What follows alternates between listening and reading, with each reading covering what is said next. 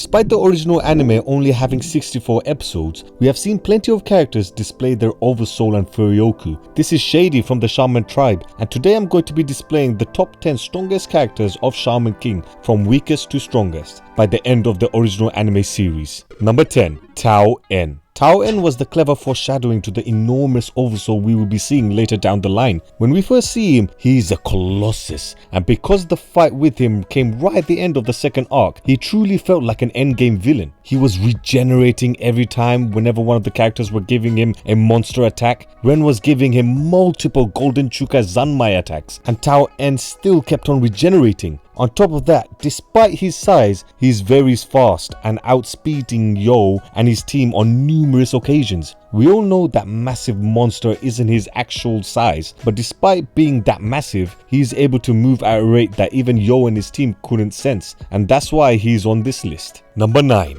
Anna. Anna, the fiancée of the future Shaman King. Well, that's what she claims anyway. If you're going to be the wife of the Shaman King, you have to be monstrously powerful yourself. And by the end of the series, we see Anna grow into one of the most powerful characters in the entire series. It all starts off with her controlling Hao's Shikigamis. The Shikigamis in the final battle against Hao were dominating Ren, Horo, Ryo, Faust and Lyserg. None of them could get past those two, but Anna had both of them under her command, or at least until Hao took back control of them. But the fact is, she still had them at her disposal for majority of the second half of the show. That in itself made her a fierce opponent. But then, she received the 1080 beads from Yomei. Those very beads defeated Hao 500 years ago in the Shaman tournament. Hao was at his strongest in this incarnation, and even though Hao managed to escape the grip of the 1080 beads when Anna binded him, she still had him captured for a brief moment. Any other shaman would have been trapped in her beads, making her a worthy candidate for Shaman Queen. Number 8. Faust the 8th, Ryo, Horo and Chokolov. Now guys, this might be controversial as I understand quite a few of these characters might be your favorite characters. I personally love Horo. He is, in my opinion anyway, the funniest character in the show, but I'm tying all of these characters in the same place at number 8. After the power up from Hao's book with the giant oversouls, they never had another power up individually as characters. They never displayed any real feats by themselves to warrant a higher place. Between episodes 54 to 56, the Babylon Gate episodes, none of these characters truly overpowered any of the opponents they were fighting against, or even in the race to the Great Spirits, when they came up against Hao's men. They were all going toe to toe with them, but we never felt like they were going to beat them. If anything, they looked like they were going to lose when Ren was left unconscious, when Faust was treating Ren. But don't get me wrong guys, these guys are still top tier, and that is why they are on this list. Number 7. Marco. Marco is the strongest member of the X-Laws before they go all dismantled. Marco has shown incredible feats, and you get the feeling that he hasn't really shown what he is capable of. His spirit is the Archangel Michael, who he summons using his 9mm gun. Marco and his spirit are incredibly durable during the Babylon Gate episodes when the Iron Maiden Jean was channeling her Furyoku to the Babylon Gate. Marco and his spirit were using their bodies as a shield to protect the barrier that the Iron Maiden made. He was taking direct hits from Hao's top guy, Lucius Lasso, the fallen angel, and he tanked those attacks like a champion. He wasn't fighting back. He was willing to die for the cause in that scenario, but he didn't die. He still kept going and moving forward. There were numerous times where he had overpowered characters at ease. Even Yo at some stages of the show was hesitant against him. I just wish we saw more detailed fights, because when we see him in action, he just overpowers his opponents with more his presence and words than anything else, which shows us that his opponents are already wary and scared of him even before they are fighting him, displaying that he has a reputation. And if characters are already shook of you before the fight even begins, you are definitely top tier. Number 6. Lucius Lasso. Lucius Lasso, in my opinion, is Hao's top guy in the anime, but it's a shame that the anime didn't expand on him, because we get more detail of him in the manga, which I will not be going into as this is an anime only list. There will be a manga version of this list, so stay tuned for that video. Lucius Lasso, we didn't see much of him in his fights, but the very few instances we saw of him, he was always the dominant one in the fight. The reason why he's above Marco is that he was the one dominating the scuffle between himself and Marco during the Babylon Gate episodes. Marco is the X-Law's top guy, and he's smiling and being all casual against him,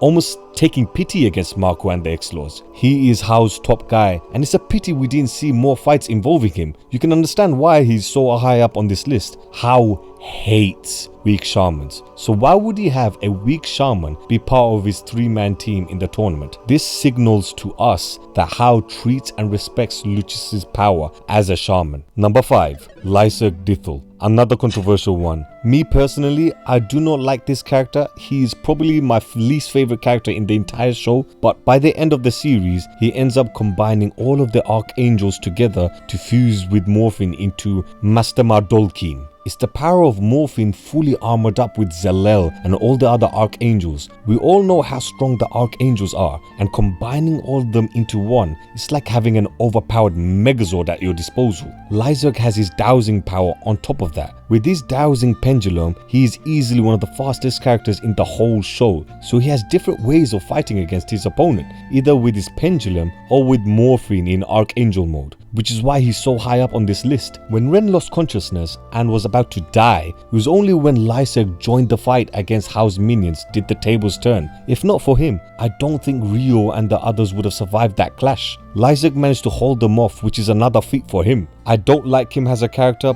but he's definitely, in my opinion, top 5 in the entire show. Number 4. Tao Ren. Tao Ren, the Vegeta of the Shaman King series. When he and Yo had their one-on-one fight in the tournament, Ren had more Furyoku and a stronger Oversoul. Even in the clashes at the beginning of the series, episodes 3 and 4, Ren dominated both fights against Yo. So out of everyone in the group, Ren has the potential to match Yo for strength. By the end of the show, the power gap between Yo and the others just goes insanely big. It's literally exactly like Goku in Dragon Ball Z. Goku manages to get Super Saiyan 3 whilst Vegeta is still on Super Saiyan 2. Not to mention the power gap between Goku and the rest of the team, such as Piccolo, Krillin, Yamcha, and even Gohan at one point, before he got that power up thanks to old Supreme Kai. This is very similar to Shaman King. Yo gets the double medium power up, and ever since then, it feels like he's so much stronger than everyone else. But you do feel Ren can potentially close that gap. He was the one that beat Tao En. He actually overpowered his dad whilst he was captured and was left in the dungeons without any food or water, and he still manages to take out his dad. Granted, the others helped out, but it was Ren who did the killing blow to En in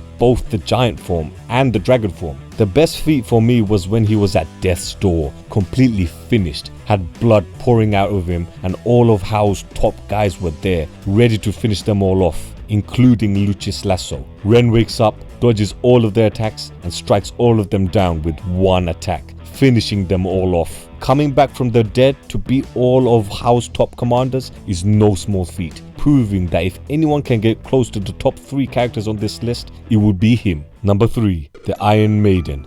Jan-sama. The Iron Maiden is another character I wish we saw more in action. She was in the god tier category of shaman strength, and it's no surprise. As the leader of the X-Laws, she is the one giving the X-Laws all of their archangels, so you can imagine how strong Shamash, Iron Maiden's spirit, will be. She got captured by Hao and was burnt alive by Hao. Whilst being burnt, she is looking at him dead in the eye, almost patronizing him. And guess what? She recovered from that. How many characters do you know recover from being burnt by the spirit of fire? Exactly, none. And straight after that, she was powering up the Babylon Gate whilst having the shield that she raised be attacked by all of Hao's top commanders. She is an absolute monster. I wish we saw a one-on-one fight between herself and Hao, 2 characters who are on god tier level of Furyoku and Oversoul. That would have been the best fight in the whole show, but it is what it is. Hao most likely would have ended up winning that fight, but even he called her a troublesome woman, so I'm sure she would have given him a few problems if they were to have a fight. Number 2. Hao Asakura, the main antagonist of the whole series, the man who is able to control all elements and is able to reincarnate himself whenever he wishes. That reason alone should put him at number 1, but he does end up being defeated by our number 1 on this list. But if not for our number 1 pick, who I'm sure all of you will know by now who I'm referring to, then Hao would have ran away being the strongest character in the whole show, as well as being one of the strongest characters in Shonen. If he did the tournament the correct way, by not trying to take the great spirits by force, then he would have ended up being the Shaman King, but the show punished him for being impatient, and eventually he lost his cool, which cost him his life. but Hao was just so overpowered throughout the entire show that it was scary for anyone going up against him. Even Yo chasing down Hao to the Great Spirit's pillars, I was still terrified for Yo, as he is still nowhere near ready to face off against Hao. He burns everyone he fights against alive. Fudo, Mikihisa, all the teams he faced off in the 3-on-3 battles. He even gets the Spirit of Fire to eat Shamash. His spirit ate the Iron Maiden,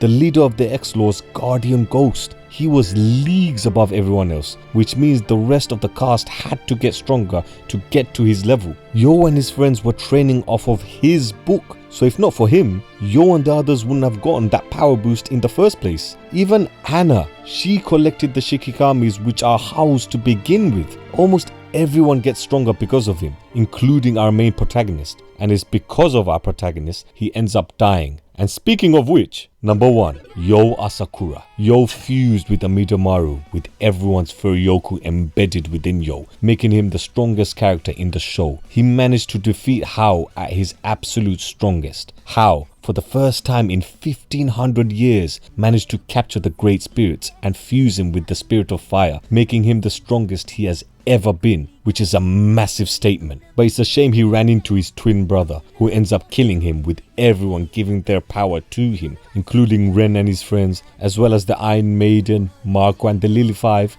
basically everyone. So how do you top that? It's impossible, and Yo ends up defeating Hao at his best. Yo, for that brief moment, probably had the power of the Shaman King. There was nothing like it, and in one Buttagiri slice, he managed to cut the golden Spirit of Fire and Hao, killing them both for good. Before I close out this video, let me do some honorable mentions that didn't make the list. All of the characters from Team Icepen, but more specifically Pino Graham, who can probably handle the cold even more so than Horo himself. Silva and Callum and the Patch Tribe members are also beasts in their own right, as well as Fudo and her squad, who actually managed to capture and seal away the guardian ghosts of many shamans. These lot are all strong, but I didn't think they were all stronger than the top 10 I mentioned on this list. If you think differently, please let me know in the comments on why you think they should be in the top 10, or any other characters that I may have not mentioned in this list. That is my list for the original anime side of things. What do you guys think? Do you agree with my list, or do you have your own list? Please comment down below on your top 10. Join our journey to 100 subscribers by clicking on the subscribe button and being part of the Shaman tribe.